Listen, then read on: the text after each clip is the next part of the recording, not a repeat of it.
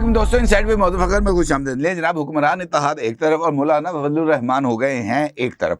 धमाका खेज इजलास हुक्मरान इत्तेहाद का, और ख़ास तौर पर कल होने वाले अहम तरीन धमाके से पहले ये जो छोटे पैकेट ने बड़ा धमाका किया है, ये अपने अंदर ही बहुत ही ज़्यादा मानवीयत रखता है। क्योंकि इस इजलास में ये जो हुक्मरान इत्तेहाद का धमाका खेज इजलास जिसको मैं कह रहा हूँ, इस इजलास में चाचू की चलाकियाँ और आसिफ अली जरदारी साहब की अपनी मसालेहाना बातों और फार्मूलों ने मौलाना फजलुर रहमान साहब को ज़रा सा भी इम्प्रेस नहीं किया। वो तमाम की तमाम अपनी जो चलाकियाँ हैं उसके बावजूद मौलाना फजलुर रहमान साहब की ना को हाँ में बदलने में मुकम्मल तौर पर जो है वो नाकाम हुए हैं। और हैरत अंगेज़ बात यह है कि इस मरतबा मौलाना फजलुर रहमान ना सिर्फ अपने मौक़िफ़ पर डट के खड़े रहे, बल्कि उन्होंने ऐसे ताबड़तोड़ हमले किए हैं, ऐसे ज़बरदस्त दलाइल दिए हैं, ऐसे ज़बरदस्त मौक़िफ़ इख्तियार किया है जिसने जो हुक्मरान इत्तेहाद है उसको एक मरतबा फिर असर नौ रीथिंक करने पर मजबूर कर दिया है जनाब कि हम अपनी पॉलिसी को मौलाना फजलुर रहमान साहब के कहने पे चलाएं या चाचू और आसिफ अली जरदारी साहब के कहने पर चलाएं। जिसके बाद मुत्तफ़िक़ा तौर पर इस बारे में फ़ैसला हो गया कि जनाब मौलाना साहब के सामने इस मरतबा हथियार डाल ही देते हैं। अब जो भी काम करेंगे वो मौलाना साहब ही करेंगे। और ख़ास तौर पर ये जो लड़ाई चल रही है, इस लड़ाई में कौन सा बयानिया इख्तियार किया जाएगा, कब लचक का मुजाहरा किया जाएगा, कब फटे चुके जाएंगे, ये तमाम का तमाम इख्तियार मौलाना फजलुर रहमान को मिल गया है। और अगर मैं मुख्तसरन इस इजलास की आपको एक लाइन के अंदर इसको समराइज़ करूं तो वो पंजाबी वाली मिसाल इसके ऊपर बिल्कुल फिट बैठती है कि उन्होंने कहा था जनाब असी उन फटे चुक देने ने।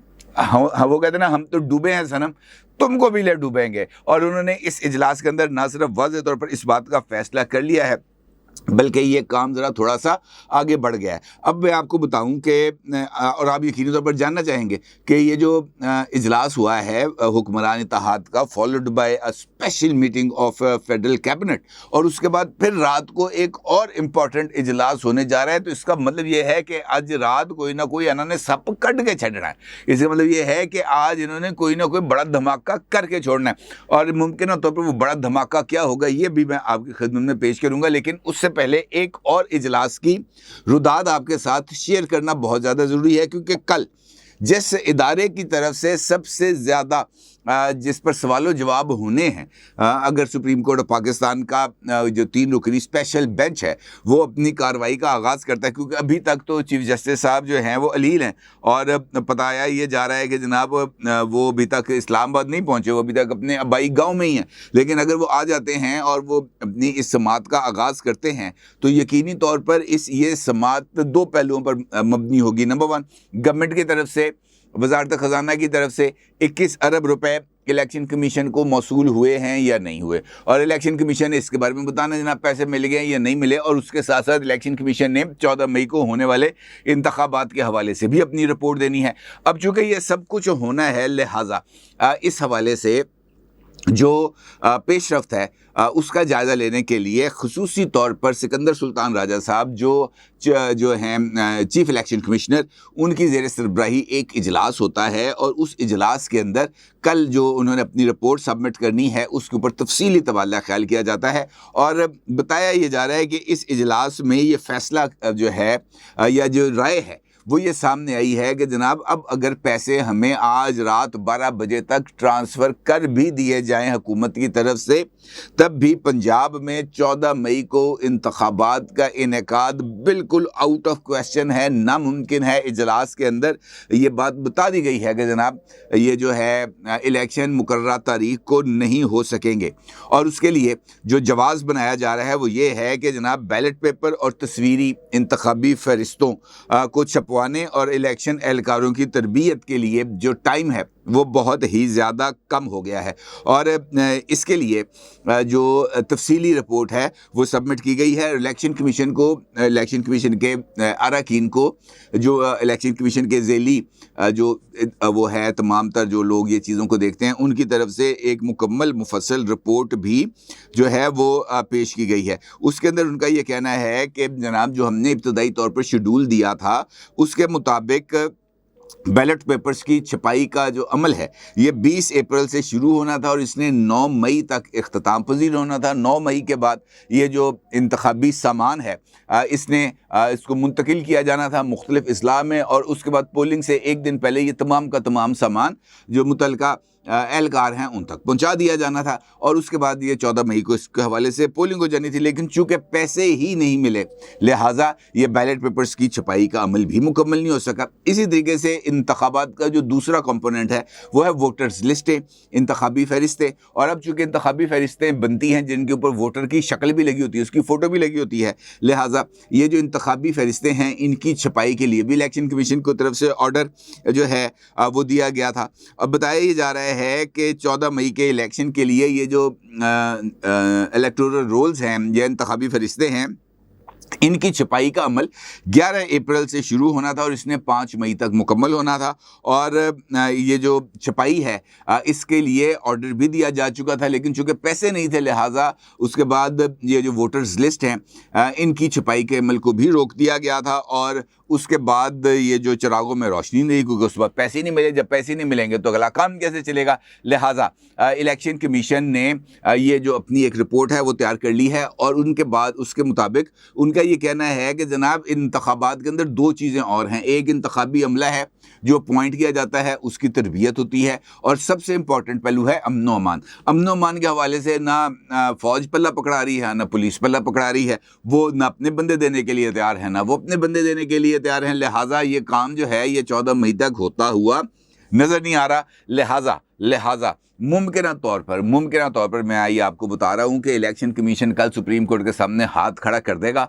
वो ये कह देगा जनाब हम 14 मई को इलेक्शन नहीं करा सकते, और इसकी ये वजूहात हैं जो मैंने भी आपके सामने रखी हैं। इसका मतलब ये है कि ये 14 मई वाला इन इलेक्शंस कराने का जो प्लान है वो तो भैंस पानी में जाती हुई अब हकीकी मानों में नजर आ रही है, क्योंकि ना नौमन तेल होगा, ना रादा नाचेगी, ना इलेक्शन कमीशन को पैसे मिलेंगे, ना इलेक्शन कमीशन इंतखाबी जो सरगर्मियां हैं या इंतखाबात के हवाले से जो भी उसका काम है वो नहीं कर पाएगा। लिहाजा कल का ये जो सुप्रीम कोर्ट का जो बेंच है वो इस मामले पर यकीनी तौर पर गौर करेगा। दूसरी जानिब है हुकूमत जो है वो इस वक्त पहाड़ पे चढ़ गई है और वो नीचे उतरने के लिए तैयार नहीं है। और ख़ास तौर पर ये जो मैंने आपको हुक्मरान इत्तेहाद के इजलास की कहानी सुनाई थी, इस इजलास के अंदर जो सबसे ज़्यादा एतराज़ात किए गए हैं जनाब वो ख़ुद फाजिल सुप्रीम कोर्ट ऑफ पाकिस्तान और उसके कई जज साहिबान पर किए गए हैं, और ख़ास तौर पर वो तमाम जज साहिबान जिनके बारे में सुप्रीम जुडिशल काउंसिल के अंदर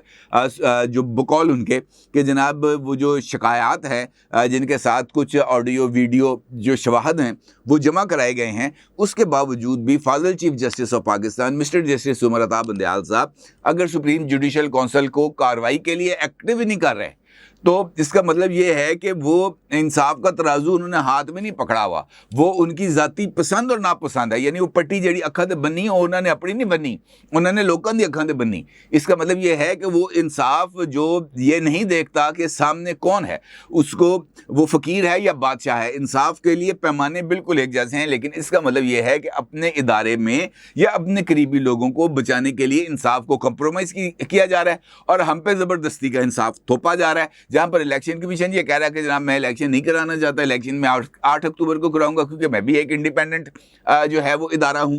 और हुकूमत कहती है कि जनाब अगर आपने फौरी तौर पर इलेक्शंस कराए तो इसके नतीजे में नया कड़मस मच जाएगा, एक ऐसी सिचुएशन डेवलप हो जाएगी जिसके नतीजे में फ्री एंड फेयर इलेक्शंस जो एक कॉन्स्टिट्यूशनल रिक्वायरमेंट भी है वो भी कॉम्प्रोमाइज़ हो जाएगी। लिहाजा ये एक ऐसी चीज़ डेवलप हो गई है जहां से कोई दरमियानी रास्ता निकालना बड़ा ज़रूरी है। अब ये जो 27 अप्रैल की तारीख हुई थी तय, इसके अंदर भी ये बात जो है वो कही गई थी कि जनाब इस दौरान जो सियासी कुव्वतें हैं वो आपस में बैठकर कोई मुशावरत करें, कोई गलबात करें, आगे बढ़ने का कोई रास्ता निकालें, और अगर ये किसी नतीजे पर पहुंच जाते हैं तो फिर सुप्रीम कोर्ट भी कोई ना कोई गुंजाइश निकाल देगी। अब ये जो हुक्मरान इत्तेहाद का इजलास है इसके अंदर इस मामले पर भी गौर व फिक्र हुआ और मौलाना साहब ने पूछा खुद इस इजलास में कि जनाब आप बड़ी पींगे पुंगे कर रहे थे, असद कैसर को रब्ता करो, फलां से रब्ता करो, फलां के घर इजलास कर लो, फलां जगह कर लो, क्या नतीजा निकला? तो उस पर उनको बताया गया कि जनाब नतीजा क्या निकलना था।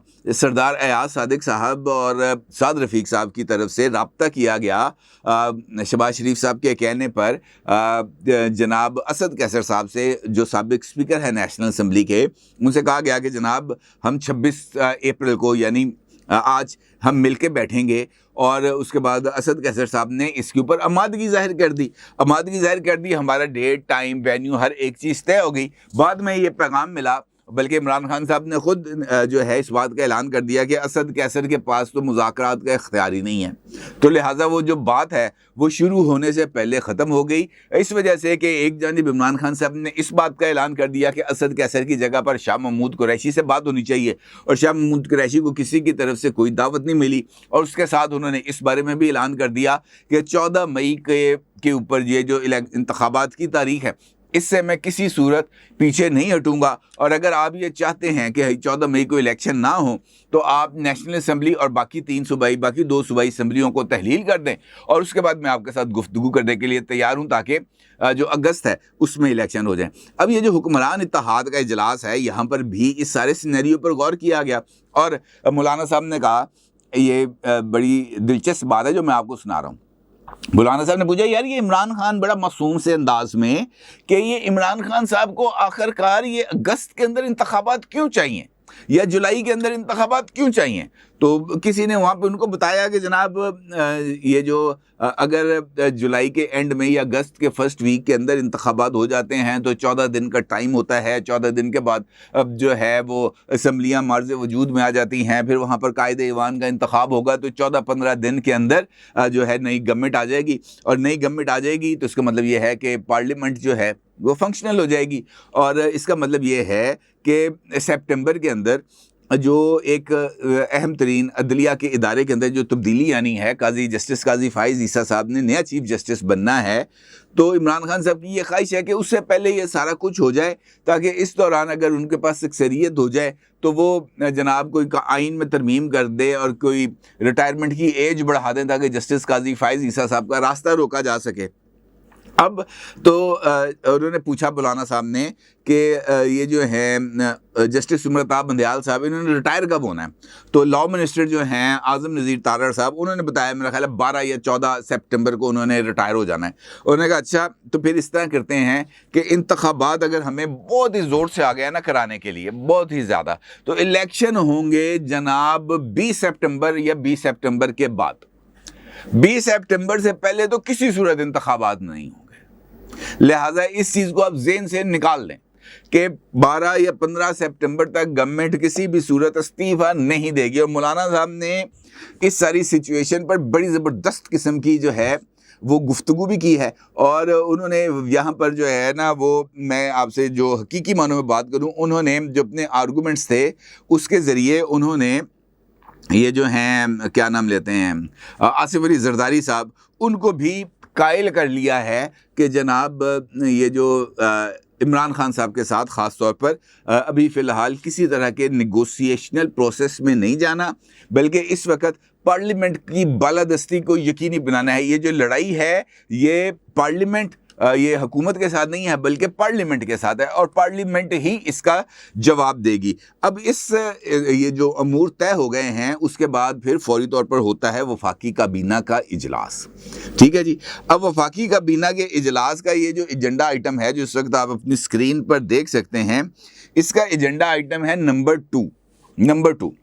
ये जो एजेंडा आइटम है ये बहुत ही ज़्यादा जैसे मैं कह सकता हूँ धमाका खेज़ है। धमाका खेज़ इस वजह से है कि इस का जो है ना जी उन्वान, यानी वफाकी काबीना इस एजेंडे आइटम की मंजूरी देना जा रही है, जो पेश किया जाएगा लॉ एंड जस्टिस डिवीज़न की तरफ से, और इसके अंदर ये बात कही जा रही है, substitution of the words federal government with appropriate authorities. यानी एजेंडा नंबर 2 के तहत ये जो लफ्ज़ इस्तेमाल किया जाता है वफाकी हुकूमत का, इस लफ्ज़ को तब्दील कर दिया जाएगा किसके साथ?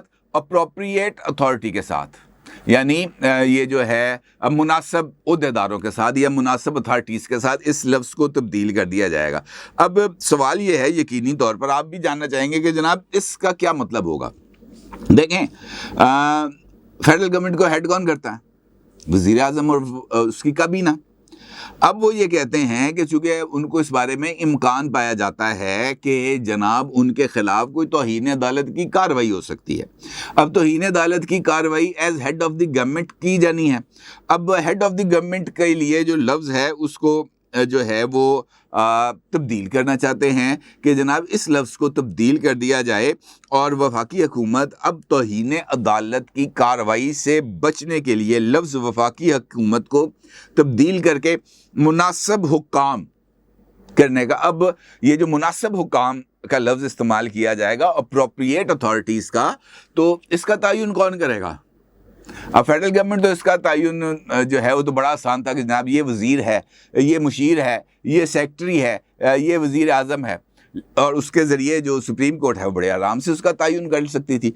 अब ये जो अप्रोप्रिएट अथॉरिटी है इसका तयन के लिए सुप्रीम कोर्ट अगर आज ये मंजूर हो जाता है तो कल सुप्रीम कोर्ट ये कहेगी कि जनाब इसका जो है तयन करें। कहेंगे अच्छा जी तयन करते हैं, कौन करेगा तयन? उन्होंने कहा जी ये जो है अप्रोप्रिएट अथॉरिटीज़ को देखते हैं। उन्होंने कहा जनाब कौन है अप्रोप्रिएट अथॉरिटीज़? वो कहते हैं जनाब ये हम कंसर्न्ड डिपार्टमेंट से पता करके आपको बताएंगे कि इस फैसले के लिए अप्रोप्रिएट अथॉरिटी कौन सी है। यानी वो एक लंबा काम शुरू होने जा रहा है और इसका मतलब ये है कि शहबाज शरीफ साहब ने भी इस बारे में फ़ैसला कर लिया है कि वो फौरी तौर पर किसी भी सूरत तौहीन अदालत की कार्रवाई अपने ऊपर नहीं लेंगे और कुछ नई फिल्म चलने वाली है। और मैं भी यहाँ पर आपको ये भी बता दूँ कि आज रात को एक और डिनर के ऊपर मीटिंग होने जा रही है, बहुत इंपॉर्टेंट मीटिंग है आज रात डिनर के ऊपर, और मुमकिन तौर पर उस डिनर मीटिंग के अंदर आपके लिए एक बहुत बड़ी खबर छुपी होगी और मुमकिन तौर पर शायद आज ही उसका ऐलान हो जाए, आज रात को, अदरवाइज ये कल डेफिनेटली ऐलान होकर रहेगा। अपनी राय का जरूर इजहार कीजिएगा। आपका बहुत शुक्रिया। अल्लाह हाफिज़।